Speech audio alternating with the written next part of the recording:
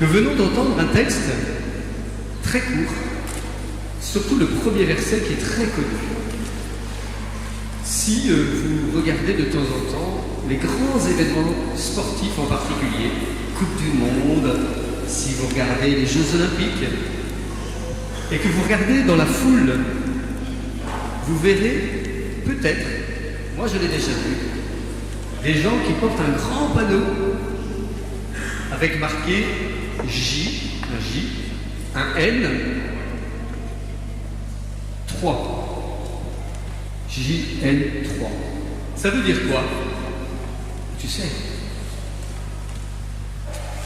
D'après toi? C'est pas la troisième journée, non? JN, c'est le nom d'un évangéliste.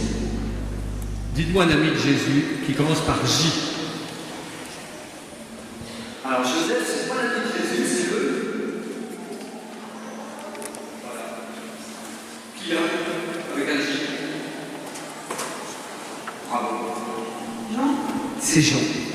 Jean 3, ça veut dire Jean, c'est l'évangile selon Saint Jean, et 3, c'est le chapitre 3. C'est ce que nous venons d'entendre. Pourquoi? Parce qu'il y a des gens qui considèrent que ce verset, cette parole qu'on vient d'entendre, c'est la plus importante de toute la Bible. La plus importante.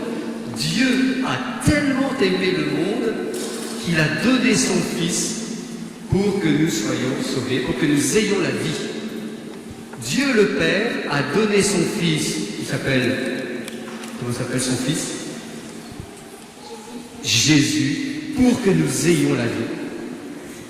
Et Jésus, il a donné sa vie sur la croix, puis il est ressuscité, et il est reparti vers le Père, et de là-haut, il nous a donné quoi?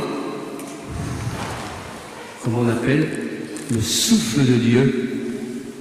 L'Esprit Saint. L'Esprit Saint, voilà. Dieu le Père a donné son Fils pour nous donner l'Esprit Saint pour qu'on vive de la vie de Dieu. C'est ce qu'on appelle, dans un gros mot qui n'est pas facile à comprendre, la Trinité.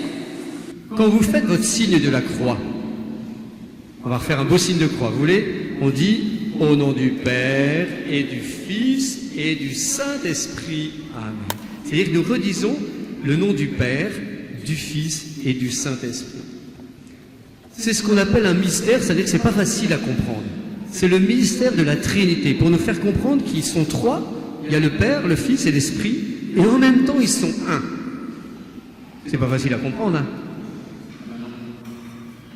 Alors je me suis dit, il faut que je trouve quelque chose de plus simple pour vous faire comprendre. Alors j'ai trouvé un petit objet, vous connaissez peut-être. C'est quoi? Un hand spinner. Ouais, bravo. Alors là, vous voyez, il y a trois ronds, d'accord? Le Père, le Fils et l'Esprit. Ils sont ensemble. Comment ça marche, ça? Vas-y, fais-le, prends-le. Et là, vas-y, continue. On ne voit plus le Père, le Fils et l'Esprit. Qu'est-ce qu'on voit? Un rond. Et ben voilà, ça c'est Dieu. C'est-à-dire que vous le mettez, hop, le Père, le Fils et l'Esprit sont ensemble dans un même mouvement qu'on appelle l'amour. Vous voyez? C'est la puissance de Dieu qui agit.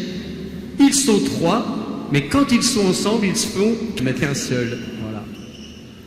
Le grand mystère de la Trinité. Dans quelques instants, vous allez vivre votre première communion. Qu'est-ce qui va se passer?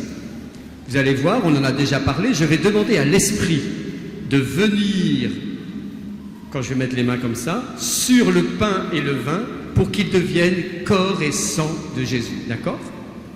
L'Esprit Saint, Dieu le Père va envoyer son Esprit, et le pain va devenir présence de Jésus. Vous allez recevoir après cette présence de Jésus par l'hostie que vous allez manger. D'accord? En vous, Dieu va venir.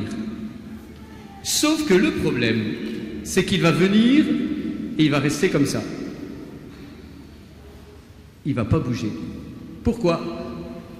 Parce qu'il attend quoi? Moi, si je le prends comme ça, je peux rester des heures et des heures sans que ça bouge. Hein. Qu'est-ce qu'il faut que je fasse? Qu'est-ce qu'il faut que je fasse pour que ça tourne? Voilà. Il faut que je fasse quelque chose, c'est-à-dire que je fasse ça, hop, et ça y est, c'est parti. Avec Dieu, c'est exactement pareil. Vous allez recevoir Dieu dans votre cœur. Dieu, il va être là, il va être là. Il va se mettre à la porte de votre cœur. Et il va vous dire à chacun, je suis à la porte de ton cœur et je frappe. Je frappe. Il attend. Il attend. Si tu entends ma voix et si tu ouvres la porte, alors je me mettrai en route et je te donnerai ma vie. C'est-à-dire que ma présence, elle va te transformer. Vous voyez? Et comment est-ce qu'on ouvre la porte à Jésus? C'est très simple. D'après toi? En lui ouvrant notre cœur. En lui ouvrant notre cœur. Donc en lui disant, Seigneur, je t'ouvre mon cœur. On appelle ça la prière. Si vous voulez que Dieu entre dans votre cœur, il faut lui demander. Là, je parle aux adultes, mais très souvent on dit Dieu, il fait rien dans ma vie. Je dis, mais qu'est-ce que vous lui demandez? Est-ce que vous lui demandez de venir ou est-ce que vous lui demandez, comme à un magicien, d'exaucer tous vos désirs? Dieu, il n'est pas là pour exaucer nos désirs. Il est là pour venir dans notre vie. Et la seule chose qu'il demande, c'est est-ce que tu m'invites chez toi? Est-ce que tu ouvres la porte de ton cœur pour que je rentre dans ton cœur?